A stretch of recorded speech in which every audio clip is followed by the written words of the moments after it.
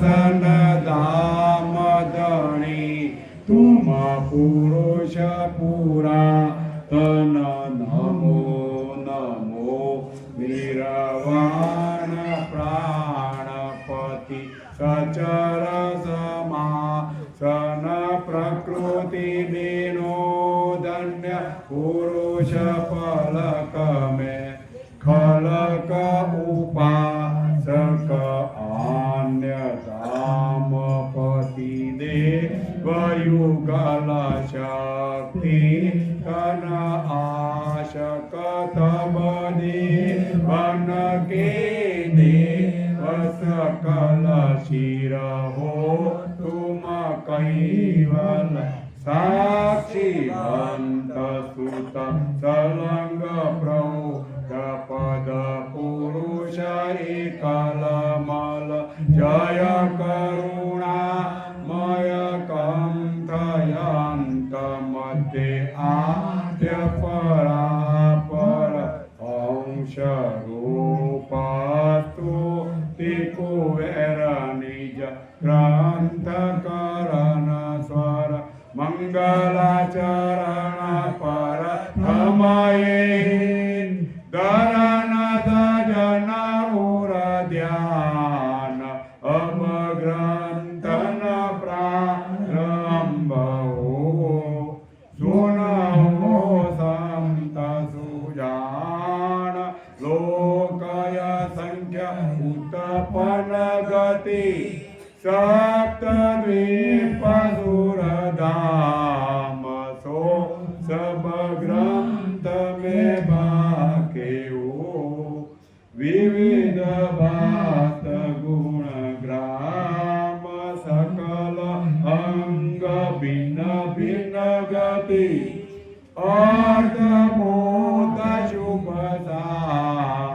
कहेम कुबेर कर के कहू संशरण आदि सकृत स्वराज करुणेश केवल करता की श्री कृष्ण स्वामी महाराज की परम गुरु श्रीमद करुणासागर महाराज की द्वितीय कोयाचार्य नानदा जी महाराज की तृतीय कोयाचार्य बलदेवदास जी महाराज की चतुर्थ कोयाचार्य भगवानदास जी महाराज की पंचम कोयाचार्य प्रयागदास जी महाराज की षष्टम कोयाचार्य शीतलदास जी महाराज की सप्तम कोयाचार्य जगत गुरु श्री अविचल देवाचार्य जी महाराज की श्री सब संतन की श्री सब देवन की श्री ज्ञान संप्रदाय की श्री गुरुगादी सारसापुरी की श्री कैवल धाम की श्री कथा सत्संग प्रारंभ का सत कैवल साहिब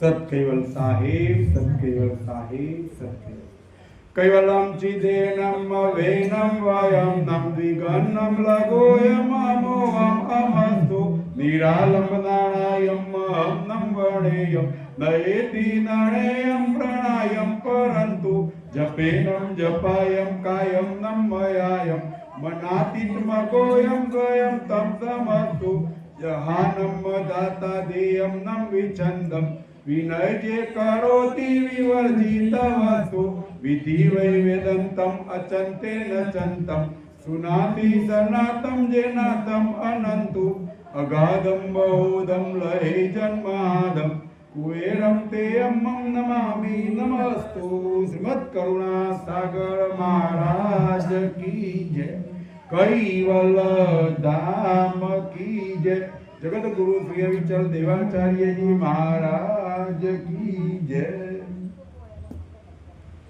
सत केवल साहेब सत केवल साहेब सत केवल આજે ખાનપુર તાલુકાના ગાંગટા ગામે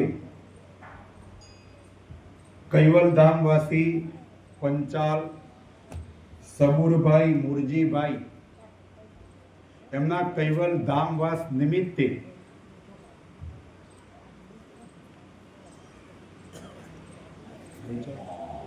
લઘુનેમી પારાયણનું આયોજન કરેલ છે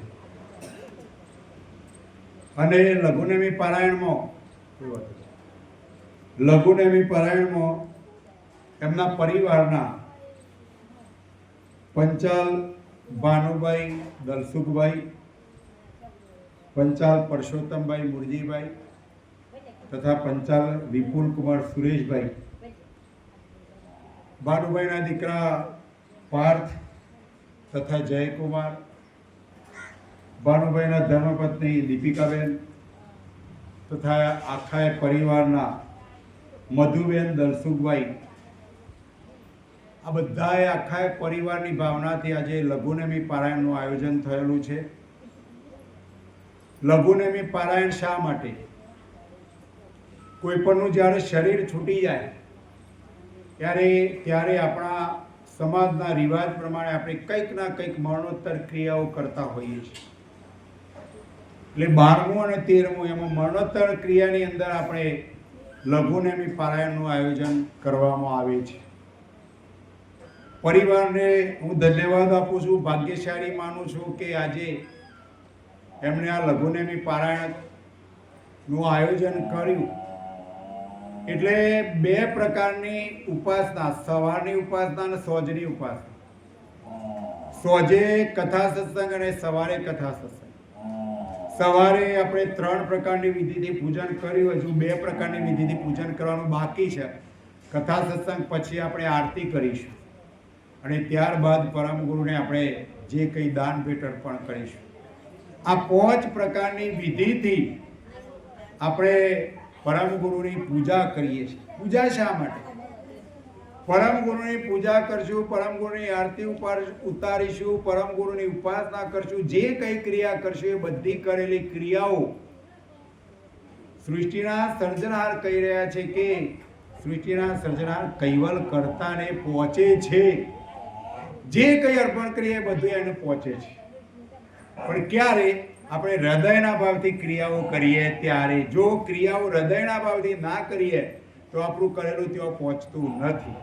એટલે અહીંયા પરમ ગુરુ આપણને જુદી જુદી રીતે જુદી જુદી સમજ આપણને સૃષ્ટિના સર્જનારની ઓળખાણ કરાવવા માટે આપી રહ્યા છે. હું કોણ, ક્યાંથી આવ્યો, મારા કર્તા કોણ, શરીર છોડીને ક્યાં જવાનું, આ જે કર્તા સંબંધી જ્ઞાન એ આ 5મા વેદનું જ્ઞાન છે. અને એ જ્ઞાનને આપણે બધાએ સમજવાનું છે.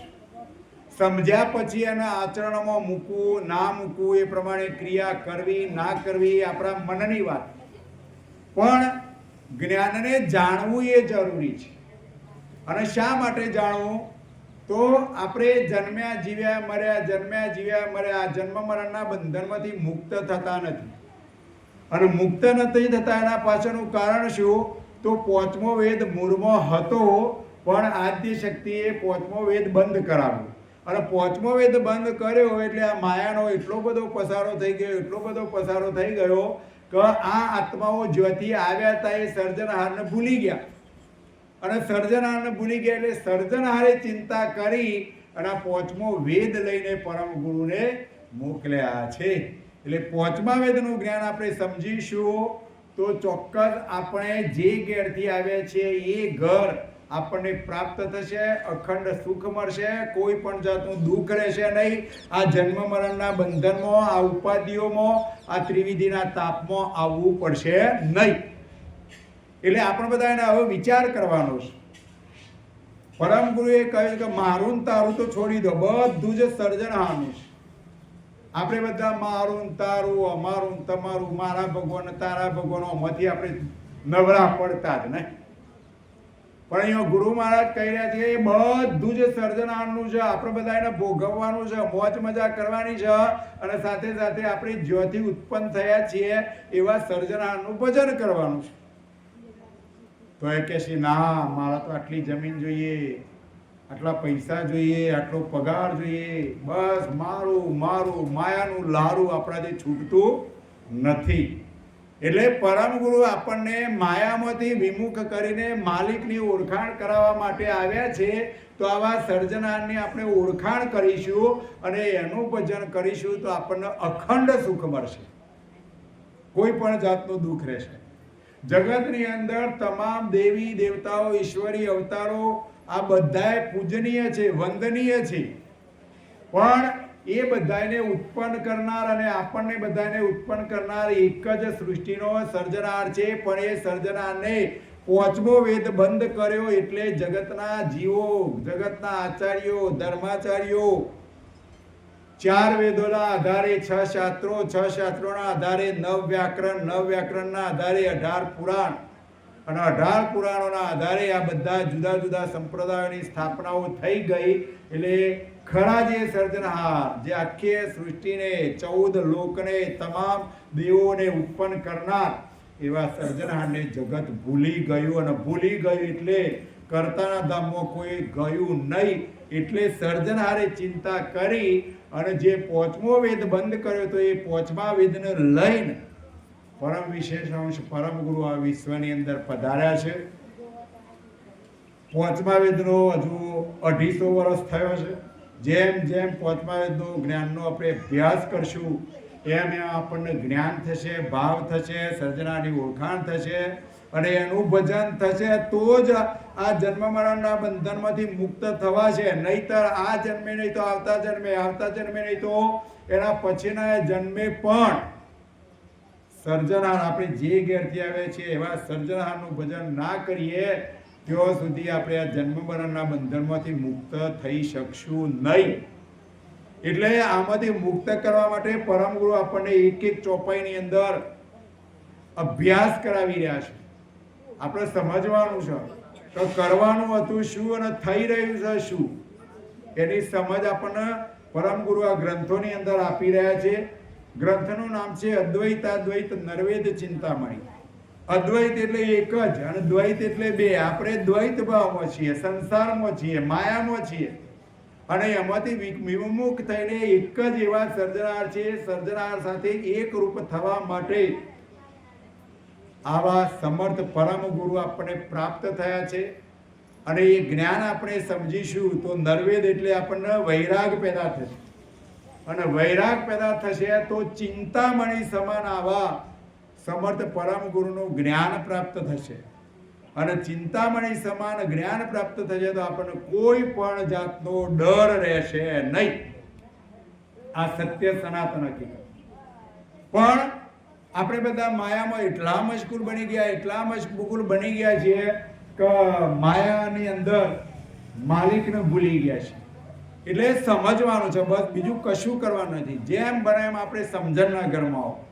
એટલે અહીંયા અદ્વૈતાદ્વૈત નરવેદ ચિંતામણી ગ્રંથની અંદર વ્યાકરણ ભાષા અને પ્રકૃત ભાષા કો અંગ 9મું. જગતની અંદર ખરેખર જ્ઞાન સમજવું હોય તો જે તે રાજ્યની, જે તે દેશની, જે તે 12 ગૌએ આપણે કહીએ બોલી બદલાય. એટલે જે તે વિસ્તારની પ્રાકૃત ભાષા એટલે જો જેવી ચાલતી હોય એવી ભાષામાં જો સમજાવવામાં આવે તો આ જ્ઞાન સમજાય. પણ વેદો અને શાસ્ત્રોમાં સંસ્કૃત અને વ્યાકરણ ભાષાની અંદર આના ઉલ્લેખ થયા છે. એટલે જગતના જીવો આ હકીકતને સમજી શક્યા નથી. એટલે પરમ ગુરુ અહીંયા કહી રહ્યા છે કે દેશની જુદી જુદી ભાષાઓ હોય અને બોલવાની બાબતમાં પણ ભિન્નતા હોય એટલે જ્ઞાન આપણને સમજાય નહીં. પણ જો પોતાની ભાષા પ્રાકૃત ભાષામાં જો સમજાવવામાં આવે, માનો કે આપણે ગુજરાતમાં છીએ તો ગુજરાતી ભાષામાં સમજાવવું પડે, અમેરિકામાં હોઈએ તો ઇંગ્લિશમાં સમજાવવું પડે, આપણા બીજા કોઈ રાજ્યમાં દિલ્હી બાજુ જઈએ તો હિન્દીમાં સમજાવવું પડે. આમ જે તે પ્રાકૃત ભાષાની અંદર જો આ જ્ઞાન સમજાવવામાં આવે તો જ આપણને સમજ પડે એવું અહીંયા પરમ ગુરુ કહી રહ્યા છે. જીન કે કરીત સમોહ સકલ અર્થ વ્યાકરણ નામ તિનેવો અગમ કે જય નરપ ચક્રવતી સમટી જીને કિનેવો. જીન કે કરીત સમોહ સકલ અર્થ વ્યાકરણ નામ તિનેવો. વ્યાકરણ વન કહેવાય કે ગમે તેવી ભાષા હોય, વ્યાકરણની ભાષા હોય, પણ એને જે તે વિભાગની અંદર, જે તે વિસ્તારની અંદર પ્રાકૃત ભાષામાં જો દરેકને સમજાવવામાં આવે તો આ જ્ઞાન સમજવામાં તકલીફ પડે નહીં. ઘણા લોકો અમને કહેતા હોય છે કે ભાઈ 5મા વેદનું જ્ઞાન તો બહુ જ કઠિન છે. પણ ના, સમજમાં આવે તો સહેલામાં સહેલું છે. પણ સમજવું ના હોય તો સમજવું ના હોય તો કઠિન છે. આ જ્ઞાન એવું છે કે જો ના સમજવું હોય તો કઠિન છે અને સમજવું હોય તો સહેલું છે. એટલે જગતના જીવો આપણને જુદી જુદી રીતે આ જ્ઞાન સમજાવી રહ્યા છે. જગતના અંદર જે કોઈ વિભાજનો થયા, જે કોઈ આચાર્યોનો સ્થાપન થયો, જે જુદા જુદા વિભાગો થયા, બધાએ પરમ ગુરુ કે જે પૂજનીય છે, વંદનીય છે, પણ એમને કર્તા પદ લાગતું નથી. કારણ તમે વિશાળ દ્રષ્ટિથી વિચારજો કે કોઈ પણ દેવો હશે, દેવીઓ હશે, દેવતાઓ હશે, અવતારી પુરુષ હશે, કોઈ મોટા ધર્માચાર્યો છે, ઋષિઓ હશે, મુનિઓ હશે, પંડિતો હશે, કોઈ પણ એવું ના હોય કે એના નાક ના હોય. અને નાક હોય તો સમજી લેવાનું કે એને પ્રાણ આપનારો આજે ઓહંગ અને સોહંગ પ્રણવ જે ચાલી રહ્યો છે એ આપનારો કોઈક ન્યારો છે, આ નક્કી થાય છે. એટલે દેવી દેવતાઓ, ઈશ્વરીય અવતારો બધાને ઉત્પન્ન કરનાર એક જ સર્જનાર ન્યારા છે. એમનું કોઈ રૂપ નથી, ગાંઠ નથી, આકાર નથી, સ્વરૂપ નથી, કોઈ ગુરુ નથી કે કોઈ ફોટો નથી. પરમ ગુરુએ કર્યા છે કે હું સૃષ્ટિનો સર્જનાર નથી, પણ સૃષ્ટિના સર્જનારે સૃષ્ટિ જ્યારે રચી ત્યારે મને પહેલો ઉત્પન્ન કર્યો. આવા જગતના જીવોને પાંચમા વેદનું જ્ઞાન સમજાવવા માટે આ રચનાની અંદર મને મોકલ્યો છે. હું કર્તાની ઓળખાણ કરાવવા આવ્યો છું. હું સર્જનાર નથી, મને પણ ઉત્પન્ન કરનાર સર્જનાર ન્યારા છે. પણ પરમ ગુરુને કેમ આવવું પડ્યું? તો સૃષ્ટિના સર્જનાર કહી રહ્યા છે કે રચનાની અંદર કોઈ દિવસ રચયિતા આવી શકે જ નહીં. આપણે અનાજ પકવીએ, ખેડૂત અનાજ પકવે, પણ ખેડૂત કોઈ દાડો અનાજના દાણામાં ના હોય. આ નક્કી સત્ય સનાતન હકીકત છે. એટલે કહેવાનો ભાવાર્થ કે જગતની અંદર જગતના જીવો જ્યાં સુધી પાંચમા વેદનું જ્ઞાન નહીં થાય ત્યાં સુધી આ જન્મ મરણના ચક્કરમાંથી મુક્ત થશે નહીં. હું નહીં કહેતો, પરમ ગુરુ પાંચમા વેદની અંદર કહી રહ્યા છે અને આ ગ્રંથની ચોપાઈની અંદર પરમ ગુરુ આપણને બધું સમજાવી રહ્યા છે. આપણે માત્ર સમજવાનું છે. જો સમજણમાં આવે અને આપણી દ્રષ્ટિ જો બદલાય તો ચોક્કસ આપણે એનું ભજન કરીએ, એને યાદ કરીએ. એટલે અહીંયા પરમ ગુરુ આપણને જુદી જુદી રીતે સમજ આપી રહ્યા છે. આગળ પ્રાકૃત કુલપ ભાસ ભવ સબકી વ્યાકરણ કિલી કબજઈ તિનકી કિલી પુનિત પ્રાકૃત કૃત સમજિત અર્થ સમજઈ. પ્રાકૃત કુલપ ભાસ ભવ સબકી વ્યાકરણ કિલી કબજઈ. સમસ્ત જગતની પ્રાકૃત ભાષા એક તારા રૂપ છે. જેમ તારોનું કુંચી, ચાવી, દરવાજો ખોલવો હોય તો ચાવી ખોલીએ તો જ ચાવી દ્વારા તારું ખુલી શકે. એમ અહીંયા પ્રાકૃત ભાષા એક તારું અને ચાવી સમાન છે. આપણને જો વ્યાકરણ ભાષામાં સમજાવવામાં આવે તો ના સમજાય, પણ આપણી ગુજરાતી ભાષા છે એટલે આપણી પ્રાકૃત ભાષાની અંદર આપણે સમજાવીએ તો એ ચોક્કસ સમજી શકાય. એટલે આ જ્ઞાનને જો સમજવું હોય તો વ્યાકરણ ભાષા રૂપ, પ્રાકૃત ભાષા રૂપ, વ્યાકરણ દ્વારા આપણને પ્રાકૃત ભાષા સમજાય. કોઈ પણ વિષયની અંદર વ્યાકરણ હોય જ. ગુજરાતીમાં વ્યાકરણ હોય, ઇંગ્લિશમાં વ્યાકરણ હોય, હિન્દીમાં વ્યાકરણ હોય તો જ આપણે ભાષા બોલી શકીએ. અને એની ચાવી રૂપ વ્યાકરણ તે પ્રાકૃત ભાષાનું કાર્ય છે. તેનાથી સર્વ પ્રકારની મતલબ સમજાય. ભાષા હોય પણ ભાષાની સાથે વ્યાકરણ હોય તો જ એનો મતલબ છે આપણને સમજાય, બાકી ના સમજાય. એટલે આપણે બધા એને શું કરવાનું? સમજણના કર્મો આપવાનું. જેમ જેમ જેમ જેમ શબ્દોને સમજીશું એમ એમ આપણને જ્ઞાન પ્રાપ્ત થશે, સંબંધ પ્રાપ્ત થશે. એટલે અહીંયા પરમ ગુરુ આપણને સમજાવી રહ્યા છે અને આપણે સમજવાનું છે. એ વ્યાકરણ પ્રાકૃત પણ ભાષિત કિએ સકલ ભવ સબસે તેહુ જેઈ જ નકી જેમ હુતી તત્વતા તેહી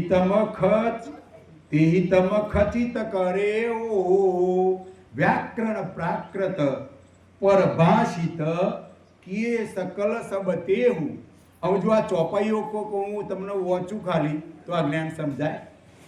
ના સમજાય. ચોપાઈ એકલી વાંચવાથી જ્ઞાન ના સમજાય, પણ એનો પ્રાકૃત ભાષામાં, ગુજરાતી ભાષામાં અર્થઘટન આપણે સમજાવીએ તો જ આ વસ્તુ સમજાય. એ વ્યાકરણ પ્રાકૃત પરભાષિત. પરમ ગુરુ એવા કહી રહ્યા છે કે આ જ વ્યાકરણ ભાષાને પ્રાકૃત ભાષાની પાછળની છે. વ્યાકરણ ભાષા છે પ્રાકૃત ભાષાની પાછળની છે, પણ વ્યાકરણ અને પ્રાકૃત બે ભેગું થાય તો જ આપણને આ સમજી શકાય. એટલે પરમ ગુરુ અહીંયા કહી રહ્યા છે કે વ્યાકરણ અને અહીંયા મહત્વ આપ્યું છે કે ભાઈ પ્રાકૃત ભાષા, આપણી પોતાની ભાષામાં આ જ્ઞાન સમજાવવામાં આવે તો જ સમજી શકાય. જો વેદો, શાસ્ત્રકારો, પુરાણકારો એની અંદર શું સ્થિતિ બની છે કે સંસ્કૃત ભાષામાં બધું સમજાવવામાં આવે. એટલે સંસ્કૃત ભાષામાં આપણને એ સમજાવવામાં આવે તો વેદોનું જ્ઞાન કે શાસ્ત્રોનું જ્ઞાન પણ સમજમાં આવે નહીં. એને જે તે પ્રાકૃત ભાષામાં સમજાવવામાં આવે તો જ આપણે સમજી શકીએ. તદીપ વાણી નહીં દેવન કી ઉબે ભાષે ભવકી નિગમ શાસ્ત્ર સહિત મહિત કેશવ મહાદ મનુષ્યગત ચવકી. તદીપ વાણી એ નહીં દેવન કી ઉબે ભાષે ભવકી. પરમ ગુરુ અહીંયા કહી રહ્યા છે કે વ્યાકરણ યુક્ત સંસ્કૃત ભાષાને શાસ્ત્રકારોએ દેવવાણી કહી છે. અને દેવવાણી એટલા માટે કહી કે ભાઈ અમે કંઈક એનાથી અધિક છીએ, જગતની અંદર એનો પ્રભાવ પડે એટલા માટે એને દેવવાણી કહેલી છે. પણ પરમ ગુરુ કહે છે કે એ દેવવાણી નથી. સંસ્કૃત અને પ્રાકૃત એ બંને ભાષા આ મૃત્યુ લોકની જ છે. ઉપરના દેવોની આ ભાષા નહીં, આપણા મૃત્યુલોકની ભાષા છે. પણ વ્યાકરણ અને પ્રાકૃત બેને ભેગા કરીને સમજવાનો પ્રયત્ન કરીશું, અને એમાં પાછું જે જે વિસ્તારમાં જે ભાષા ચાલતી હોય એ ભાષામાં આપણે સમજીશું તો જ આ જ્ઞાન આપણને સમજાશે. કારણ કે મહાપુરુષોની ગતિ દ્વારા રચાયેલા વેદો અને શાસ્ત્રો, આ બધું જે કંઈ ઉત્પન્ન થયેલું છે, વેદો, શાસ્ત્રો, પુરાણો, જે જગતની અંદર 4 વેદો છે, 4 વેદો પણ આ મનુ અને સતરૂપા બ્રહ્મામાંથી પેદા થયા પછી જે મહાપુરુષો થયા એમના દ્વારા બ્રહ્મા જે બોલ્યા એ પ્રમાણે વેદોની રચના થયેલી. વેદોના અભ્યાસથી શાસ્ત્રકારોએ 6 શાસ્ત્રો બનાવ્યા. 6 શાસ્ત્રોના આધારે 9 વ્યાકરણ થયા. 9 વ્યાકરણ દ્વારા 18 પુરાણ થયા. આ રીતે પરમ ગુરુ કહે છે કે આ મૃત્યુ લોકની અંદર જ આ બધું બનેલું છે. અને એમાંથી પછી જેમ જેમ જેમ ઋષિઓ, મુનિઓ, પંડિતો, આચાર્યો, ધર્માચાર્યો એનો અભ્યાસ કરી અને એનું વિભાજન થયું. એમાં 4 વેદ આપણા હતા, પણ એમાંથી માનવગાળમાંથી હિન્દુ, મુસ્લિમ, શીખ, ઈસાઈ, યહૂદીઓ, મોગલો આ બધું વિભાજન થયું. એટલે અથર્વ વેદને મુસલમાનો લઈ ગયા. 3 વેદો આપણા હિન્દુઓ માટે વધ્યા. અને 3 વેદોના આધારે પછી જુદા જુદા કેટલાય પ્રકારના સંપ્રદાયોની સ્થાપના પરમ ગુરુ કહે છે કે આ જગતની અંદર થયેલી છે. પણ જગતના જીવો આ હકીકતને જાણતા નથી. જો કે શો સુર કેસદ ભાષણ તિનકી વંશ મનુષ્ય જુઓ પરંપર સરળ શંભુકી તિનકી આદ સબ ઉસઈ. પરમ ગુરુ અહીંયા કહી રહ્યા છે કે કદાચ કોઈ એવું કહેશે કે સંસ્કૃત ભાષા દેવોની જ છે, તો મનુષ્યો પણ જો જોવા જઈએ, ઘણા લોકો એવું કહેતા હોય છે કે ભાઈ સંસ્કૃત ભાષા છે એ દેવોની ભાષા છે. પણ પરમ ગુરુ આપણને વિશાળ દ્રષ્ટિથી વિચાર કરીને સમજવાનું કહી રહ્યા છે કે દેવોનો જો દેખાવ આપણે જોવા જઈએ તો એમને 2 ઓખો, નાક, મોઢું, 2 હાથ, 2 પગ, દેવોને પણ આ જ હતું. એટલે અહીંયા પરમ ગુરુ કહી રહ્યા છે કે દેવોની ઉત્પત્તિ પણ મનુષ્ય ગાંઠમાં થયેલી છે. કઈ રીતના? તો માનવ ગાંઠનો પસારો કરવા માટે સૌ પ્રથમ સૃષ્ટિના સર્જનારે નિરંજન પુરુષને મોકલ્યા, અને નિરંજન પુરુષ દ્વારા આદ્ય શક્તિ પેદા કર્યો, પ્રકૃતિ તત્વ છૂટું પાડ્યું. આદ્ય શક્તિ નિરંજન બેના સહયોગથી બ્રહ્મા, વિષ્ણુ, મહેશ, લક્ષ્મી, ઉમિયા, સાવિત્રી આ ગાંઠ ભાવમાં જે દેવો ઉત્પન્ન થયા છે એ બધાએ અહીંયા પરમ ગુરુ કહે છે કે મનુષ્યના વંશના દેવો છે. માટે શંકરની હાથ લઈને મોટા મહાન એવા શંકર શિવજીને હાથ લઈને બધા જ દેવો મૂળમાં એમની પરંપરા પ્રમાણે માનવ ઘાટની જેમ જ એમની ક્રિયાઓ આપણને દેખાય છે. જોવું હોય તો જોજો. જેમ આપણે કે મોટા દેવો તો રામ, સીતા, રાધા, કૃષ્ણ, શંકર, પાર્વતી, વિષ્ણુ, બધાએ દેવોના નર નારીનું જોડાણ છે. એમનો પરિવાર છે. એમની ક્રિયાઓ આપણા જેવી છે. આપણે ઘેર ઝઘડો થાય છે તો દેવોના રામાયણ મહાભારત થયું. અહીંયા પરમગુરુ આપણને એ સમજાવી રહ્યા છે કે બધાની જે ક્રિયાઓ છે માનવ ઘાટના જેવી છે.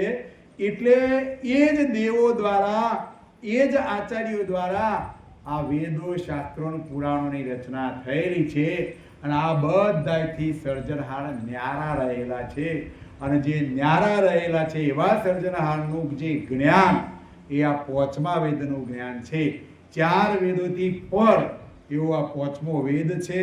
5મા વેદનું આપણને જ્ઞાન થશે તો તમામ આખી સૃષ્ટિની રચના, એની હકીકત, કઈ રીતના ઉત્પન્ન થયું, કઈ રીતના બધું ચાલ્યા કરે છે, કઈ રીતના લય પામશે, આ બધી હકીકતનું જ્ઞાન 5મા વેદના જ્ઞાનથી આપણને ચોક્કસ પ્રાપ્ત થશે. તબ તે દેવ મનુષ્ય એકતાયન जिन में हैरन फेरा अर्थ विचारंतो अनवेगत नरणित किए नवेरा. એટલા માટે જ પરમ ગુરુ અહીંયા કહી રહ્યા છે તબ તે દેવ મનુષ્ય એકતાય. એટલા માટે જ મનુષ્યો અને માનવો, અરે મનુષ્યો અને દેવો આ બધા એકમેક દેખાય છે. એમાં કોઈ પણ જાતનો આપણને ફેરફાર દેખાતો જ નથી. અને એનો અર્થ જો આપણે ન્યાયથી વિચારીએ, જો સમજથી વિચારવાનું છે, મારાપણાનો દાવો રાખવાનો નહીં, હું માનું છું એ જ સાચું, મારું જ સાચું, એવો ભાવ નહીં રાખવાનો. પરમ ગુરુ અહીંયા શું કહી રહ્યા છે કે બધા જ દેવી દેવતાઓ, ઈશ્વરી અવતારો પૂજનીય છે, વંદનીય છે. પણ સર્જનારે એમની એક એક તાકાત આપેલી છે, એક કર આપેલી છે અને એ કર પ્રમાણે એમનું કાર્ય એ કર્યા કરે છે. જગતના જીવો એમનું ભજન કરે છે એટલે એમના દેવધામ સુધી આપણે પહોંચી શકાય, પણ સર્જનારના ધામમાં ના પહોંચાય.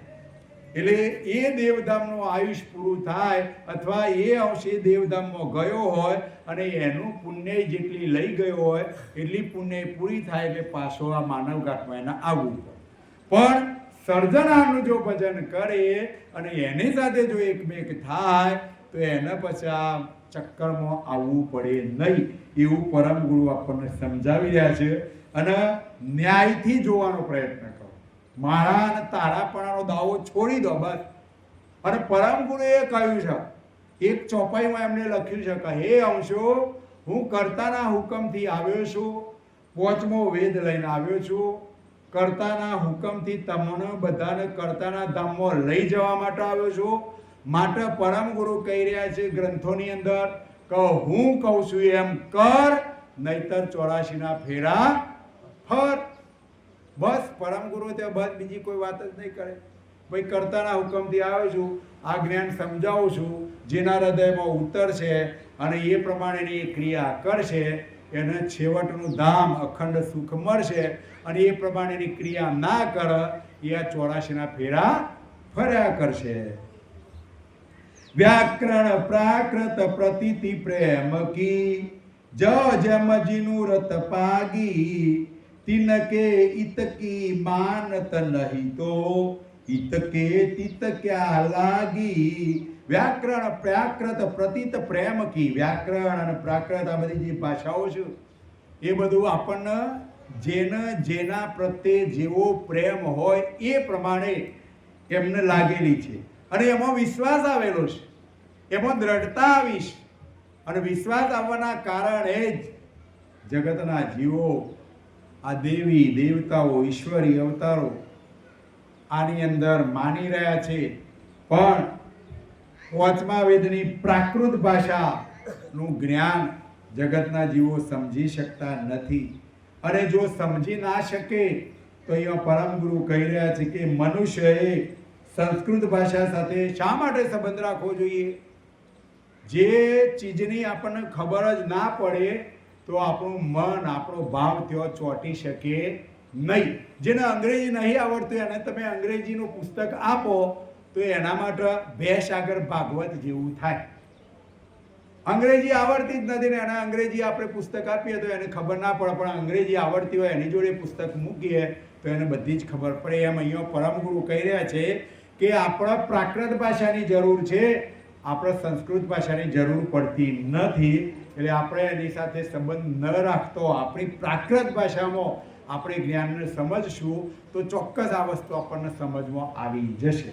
વ્યાકરણ કામ પરે પ્રાકૃત કે ટીકે તલબ જનાવા પણ પ્રાકૃત કી સરળ સમજ મેં વ્યાકરણ કામ ન કરવા.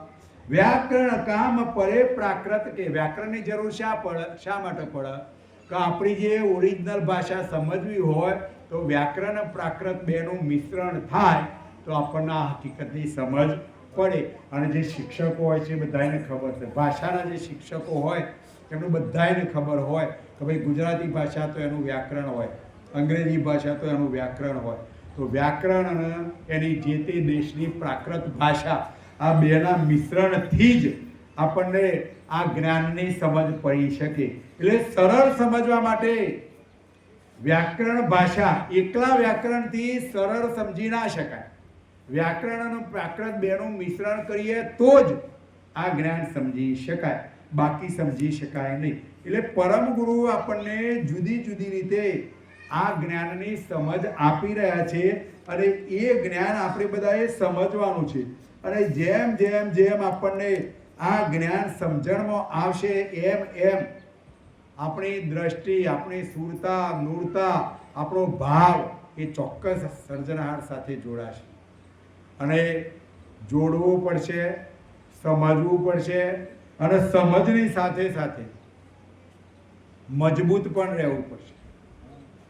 પણ હાલ જો જોવા જઈએ તો હિન્દુ સંસ્કૃતિની એટલી નિર્બળતા છે કે અહીંયા કોઈક તલવારો લઈને જો 5 જણા આવી જાય તો આપણે બધા ભાગમ ભાગ કરીએ, પણ આજે કોઈના હિન્દુના ઘરમાં તલવાર કે બંદૂક હશે જ નહીં. ધોકોએ ના હોય. જોજો વિચારદ્રષ્ટિથી વિચારજો, ધોકોએ નહીં રાખે. પણ હવે આપણા હિન્દુ સંસ્કૃતિને જો જાળવી રાખવી હોય તો એના માટે આપણે મજબૂત પણ બનવું જ પડશે, છૂટકો નથી. ભલે ગમે તે સંપ્રદાયમાં માનતા હોય, માનવાની ના નથી. પરમ ગુરુએ કહ્યું છે કે ભાઈ ડૉક્ટર થવું હોય તો એ ડિગ્રીનું જ્ઞાન ભણવું પડે, પછી 12મું પાસ કરવી અને પછી ડૉક્ટર બનવાની અપેક્ષા રાખીએ તો 12માં અભ્યાસ કરીએ તો ડૉક્ટર થવાય નહીં. એમ ધાર્મિક વિભાગની અંદર પણ આપણે જેને માનતા હોય, જેનો અભ્યાસ કરતા હોય એ આપણા માટે એટલા સુધી બરાબર, પણ એનાથી આગળ અભ્યાસ કરવો હોય તો 5મા વેદનું જ્ઞાન સમજવું પડે. એટલે દરેક દેવોની, દરેકની પરમ ગુરુએ કક્ષાઓ બતાવી કે ભાઈ આની કક્ષા આટલા સુધી, આની કક્ષા આટલા સુધી.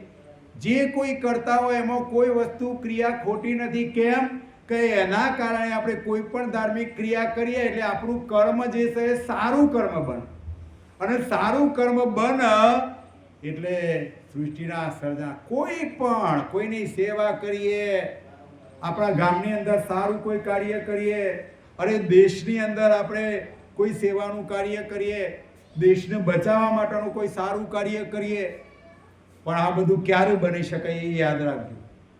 નાનપણ મોજ આપણા બાળકોના સંસ્કાર આપેલા હશે તો જ આ બધું બની શકશે. અત્યારે જો જે વિભાજનો ચાલી રહ્યો છે માનવઘાટની અંદર, આમ તો બધાના સર્જનાર એક છે, પણ મનુ અને શત્રુપામાંથી માનવઘાટનો વિસ્તાર થયો એમ એમ વિભાજનો થયો અને હિન્દુ, મુસ્લિમ, શીખ, ઈસાઈ બધાને મારાપણાના દાવા લાગ્યા. અને અત્યારે આપણા દેશમાં, ભારત દેશ આપણો હિન્દુઓનો દેશ કહેવાય, અને એ દેશની અંદર જો મુસલમાનો યા બીજી કોઈ જ્ઞાતિ ચઢાઈ કરે તો આપણી દશા કેવી થાય? એટલે ધાર્મિક વિભાગની અંદર જોડાયેલા રોણ, દેશ સેવાની અંદર રોણ, પોતાના રક્ષણ માટે પોતાના બાળકોના, આપણા બધાને તાકાતવાળા રહેવું પડશે, જ્ઞાનવાળા થવું પડશે, સમજવાળા થવું પડશે. એક સાપ હોય છે ખાલી રસ્તામાં જતો હોય, એને આપણે કશું ના હોય, પણ આપણે જો જોડે જઈએ તો એ ફૂંફાડો મારે છે. યાદ રાખજો, ફૂંફાડો કેમ મારે છે? ડંખ નહીં મારતો. એમ આપણી જોડે પણ ફૂંફાડો તો હોવો જોઈએ, નહીતર બીજા કોઈક આપણને કાપી નાખશે. સમજણના ઘરમાં આવો, બસ બીજી કોઈ વાત નહીં. જ્ઞાને સમજવાનું, એ પ્રમાણે ક્રિયાઓ એ કરવાની, પણ એ ક્રિયાઓની સાથે સાથે આપણા દેશની સેવા, આપણા ગામની સેવા, આપણી કોઈ પણ સંસ્થા હોય તો એની સેવા, આ બધું જે કાર્ય કરવું, એવી ક્રિયા કરવી, એ પણ એક જાતનું સારું કર્મ છે. અને સૃષ્ટિના સર્જનાર કૈવલ કરતા કહે છે કે હે અંશ, હું તને સારું કર્મ કરવાની સત્તા આપું છું. પણ આપણે બધા તો શું કરીએ છીએ? સત્તા આપી દીધી જાય એટલે ખોટું પહેલું કરવાનું, સારું પછી કરવાનું. અને પછી પાછું મનમાં વિચારી લીધું કે સારું ખોટું થઈ ગયું છે, હવે છેલ્લા ગોમ જમાડી દેવાય એટલે હરખું થઈ જાય. ના થાય, કોઈ દારો ના થાય. જેટલું સારું કર્યું છે, જેટલું સેવાનું કાર્ય કર્યું છે, એટલું આપણું સારું કર્મ આપણા ખાતામાં. જુઓ, સૃષ્ટિના સર્જનહારનો કાયદો છે. આપણે એવું માન્યું છે કે નસીબમાં છે એમ થશે, ભાગ્યમાં છે એમ થશે, પણ ના. સૃષ્ટિના સર્જનારે માનવગાટ, દેવગાટ, દાનવગાટની અંદર આ આત્માઓને મોકલ્યા ત્યારે કર્મ કરવાની સત્તા આપેલી જ છે. વિશાળ દ્રષ્ટિથી વિચારજો. ચાહે હિન્દુ હોય, મુસ્લિમ હોય, શીખ હોય, બધાએ કર્મ કરે છે, પણ કર્મ કરવાની સત્તા આપણી છે. સર્જનહાર રોકવા આવતા નથી, પણ આપણે જે કંઈ કર્મ કરશું એનું ફળ સર્જનહાર આપશે જ. સારું કર્મ કર્યું છે તો સુખના દાડા, અને ખોટું કર્મ કર્યું છે તો દુઃખના દાડા આવશે જ. અને આપણને દેખાઈ રહ્યું છે અત્યારે હાલ ઇઝરાયલ ને ઈરાનનું યુદ્ધ ચાલી રહ્યું છે. અત્યારે બધા જ મોટા ભાગના મુસ્લિમ દેશો છે. મુસલમાનોમાં ખાસ એક દુષ્કૃત કર્મ મોટું થતું હોય છે, કારણ કે એમનો ખોરાક માંસાહારી છે, અને માંસાહારી ખાય એટલે જીવ હત્યા થાય, અને જીવ હત્યા થાય એટલે સૃષ્ટિના સર્જનાર રામ જોવા જઈએ તો હિન્દુ, મુસ્લિમ, શીખ, ઈસાઈ આપણા બધાના સર્જનાર તો એક જ છે. અને એ સર્જનાર બધાની તનકી, મનકી, ચિતકી, કોણ કેવું કર્મ કરી રહ્યું છે એની હકીકત એ જાણે છે. અને માંસાહારી છે, જીવ હત્યા થઈ છે, એટલે જ આ યુદ્ધો ત્યાં જ વધારે થાય છે, અને મુસલમાનો જ મુસલમાનોની કતલ કરી રહ્યા. વિચાર દ્રષ્ટિથી વિચારો, બધું થાય છે કે નહીં થતું? પણ આપણા રક્ષણ માટે આપણી પોતાની તાકાત હોવી જોઈએ. કારણ કે સર્જનારે આપણને બધી જ તાકાત આપેલી છે, એને ઉજાગૃત કરવાની છે, બસ બીજી કોઈ વાત નહીં. સમજણના ઘરમાં આવી જાઓ બસ. અને એવી તાકાત આપણી ઉજાગૃત હશે, અને આપણે કોઈ પણ જાતના વાડામાં નહીં પુરાવાનું. જો યાદ રાખો, પરમ ગુરુ કહી રહ્યા છે કે આ 5મા વેદનું જ્ઞાન છે, સિંહનું જ્ઞાન હોય. સિંહ જેમ તાડુક પાડે તો આપણને ખબર પડે કે જંગલમાં સિંહ છે, ના જોયો હોય તો એમાં જ્ઞાન એવું છે કે સિંહ ગર્જના જેવું જ્ઞાન છે. અને સિંહ કોઈ દારો વાડામાં ના પુરાય. અજ્ઞાનતા હોય, ઘેટો હોય, એ જ વાડામાં પુરાય. એટલે આ જ્ઞાન સંપ્રદાય કોઈ વાડો નથી. યાદ રાખજો, પરમ ગુરુએ કહ્યું કે આ વાડો નથી, આ જ્ઞાન છે. જે મેળવશે, જે પ્રાપ્ત કરશે, અને એ પ્રમાણે સર્જનારની ઓળખાણ કરીને એનું ભજન કરશે, એને સુખ મળશે. કોઈ કોઈનું નથી. આવ્યા હતા ત્યારે એકલા આવ્યા હતા, અને શરીર છોડીને જઈશું ત્યારે પણ એકલા જ જવાના છીએ. પણ ક્યાં જવાનું એ નક્કી કરવાનું છે. તો અહીંયા ગુરુ મહારાજ કહે છે, નરો સારો કર્મ હશે તો માનવઘાટ મળશે, અને નરો દુષ્કૃત કર્મ હશે તો માનવઘાટ સિવાયનો જે ઘાટો છે એ જેલ મળશે. માનવઘાટમાં રહીને સારો કર્મ હોય, દેવોનું ભજન કર્યું હોય તો દેવલોકમાં જવા મળશે. અને માનવઘાટમાં રહીને સારો કર્મ સાથે સૃષ્ટિના સર્જનાનું ભજન, કૈવલ કર્તાનું ભજન કર્યું છે તો કૈવલ ધામમાં જવાશે, અખંડ સુખ મળશે. પછી ત્યાંથી પાછા આવવાનું નહીં. આ સર્જનારની તાકાત, જે કર્તા સાથે એકમેક થઈ ગયા એ પછી પાછા આવશે નહીં. એટલે કૈવલ કરતા એ 5મો વેદ મોકલ્યો છે. એટલે જેમ જેમ 5મા વેદનું જ્ઞાન થશે એમ સૃષ્ટિના અંશો કરતા સાથે એકમેક થશે અને જેમ ધીમે ધીમે ધીમે આ વિસ્તાર થયો છે એમ આ જ્ઞાનની સમજમાં જેમ જેમ બધા આવશે એમ એમ આ બધાય અંશો કરતા સાથે એકમેક થશે અને બાકી વધેલા અંશો જ્યારે એક કલ્પ પૂરો થાય એટલે સૃષ્ટિના સર્જનહાર જ્યારે સૃષ્ટિ સમેટશે એ વખતે બધાય અંશો કરતાના ધામમાં જશે. પણ ત્યાં સુધી હજુ એક કલ્પ એટલે કેટલું આયુષ? અત્યારે વિશાળ દ્રષ્ટિથી વિચારો. ખાલી તમારે એક સામાન્ય ગણતરી તમને કરી બતાવો કે હાલ આપણું કળિયુગમાં માનવઘાટનું આયુષ કેટલું? 120 વર્ષ. તાણે કળિયુગનું આયુષ કેટલું છે? 4,32,000 વર્ષ. તો આ 4,32,000 વર્ષમાં આપણે કેટલા વખત આવશું ને જશું? દ્વાપર યુગનું આયુષ 8,64,000 વર્ષ. ત્રેતાયુગનું આયુષ 12,96,000 વર્ષ. સતયુગનું આયુષ 17,28,000 વર્ષ. અને આવી 4 યુગની એક ચોકડી પૂરી થાય એટલે 43,20,000 વર્ષ હોય. અને 43,20,000 વર્ષ પૂરો થાય એટલે એક મનુ ભગવાન થાય. આપણે મનુમાંથી પેદા થયા છીએ ને, મનુ ભગવાનનું આયુષ કેટલું છે? 4 યુગની એક ચોકડી 43,20,000 વર્ષ પૂરો થાય એવી 72 ચોકડીઓ ગુણા 72 કરો. 43,20,000 ગુણ્યા 72 કરો તાણ મનુ ભગવાન નો એક આયુષ, મનુ ભગવાનનું એક આયુષ થાય. એના ગુણ્યા 14 કરો તાણે એમના પિતા બ્રહ્માનો એક ધારો થાય. અને એના ગુણાંકમાં બ્રહ્મા 100 વર્ષ જીવ તારે એમના મોટા ભાઈ વિષ્ણુ ભગવાનનો એક દિવસ થાય. અને એ ગુણાંકમાં વિષ્ણુ ભગવાનનો 100 વર્ષ પૂરો થાય તારે એ ગુણાંકમાં હવે તો આપણું કોમ્પ્યુટરે કોમ ના લ સરવાળા ગુણાકારે પોક્ષે નહીં. પ્રકાશ વર્ષ જે કહેવાય છે એમાંય આપણું આ વકડા પહોંચી નહીં એટલું આ સૃષ્ટિનું આયુષ છે. અને એ જ ગુણાંકમાં જોજો આજુ આગળ વિષ્ણુ ભગવાન 100 વર્ષ પૂરો કરે એટલે શિવજીનો એક દિવસ થાય. અને એ જ ગુણાંકમાં શિવજી 100 વર્ષ પૂરો કરે એટલે એમની માતા આદ્ય શક્તિની એક પર થાય, એક પર માત્ર. અને આદ્ય શક્તિ એ જ ગુણાંકમાં 100 વર્ષ પૂરો કરતા અને શિવ એમના પતિદેવ નિરંજન પુરુષની એક પર થાય. આદ્ય શક્તિ શણગાર સજી રહે એટલો સમય થાય અને નિરંજનની એક પર થાય. હવે નિરંજનની એક પર થાય, એક પર એટલે કેટલી? લગભગ કેટલી મિનિટ ખબર છે કોઈને? 24 મિનિટ કે 48 મિનિટ એક પર ગણાય છે. 48 મિનિટ એક પર ગણાય છે. એટલે અહીંયા કહેવાનો ભાવાર્થ કે એ રીતના નિરંજન પુરુષ 100 વર્ષ પૂરો કરે ત્યારે આ સૃષ્ટિ ધીમે ધીમે ધીમે ધીમે ધીમે લય પામે ત્યાં સુધી આપણે જન્મ્યા, જીવ્યા, મર્યા.